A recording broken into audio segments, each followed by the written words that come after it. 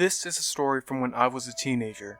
I was looking around on Craigslist to buy a laptop because my parents couldn't help me with much money and I didn't have much myself. I saw some pretty good deals on both MacBooks and PC laptops, but one ad that caught my attention had the title, "Perfect Budget Laptop for Student, 4GB RAM."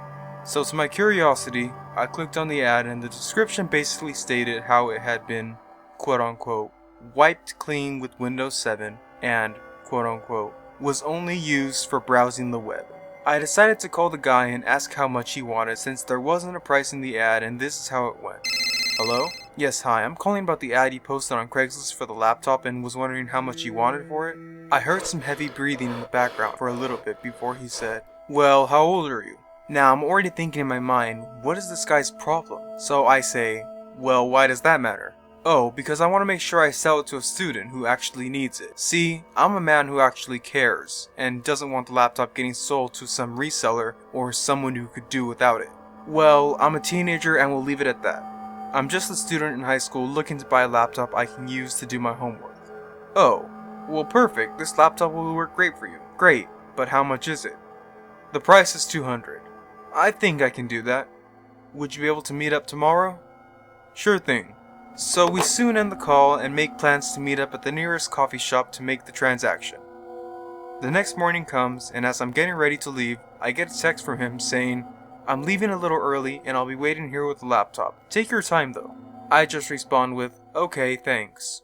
I should have gone with someone, but I went alone because it wasn't too far from my home and, well, it was a coffee shop, so there were bound to be plenty of people inside in the morning. I get to the coffee shop and see who I assume is the guy I'm looking for, so I just go up to him and say, "Hello, are you the one selling the laptop on Craigslist?"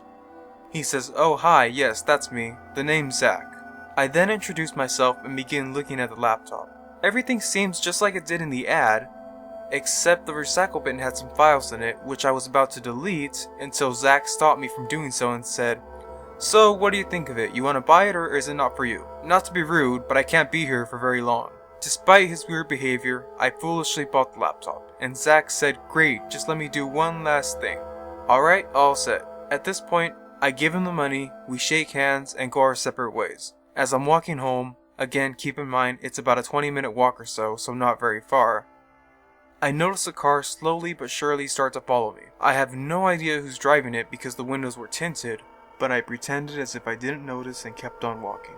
At that point, the man driving rolls down his window just enough to let me hear his voice and says, "Hey kid, hand over that laptop.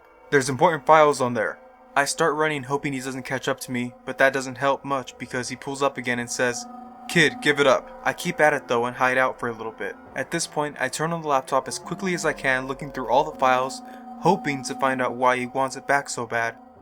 And that's when I make a shocking discovery. Inside the root of the hard drive was a folder with 3 question marks, but inside that folder itself were illegal video files. Already being scared, I was now completely scarred and sickened, so I did the only rational thing I could think of at the time, which was leave the laptop behind and run home in a path completely void of cars. I make it home safely. I'm still scared about the whole incident and upset that I lost $200 in the process, but I'm thankful I made it back alive. I never did find out who's driving the car though, and never again did I make another purchase on Craigslist.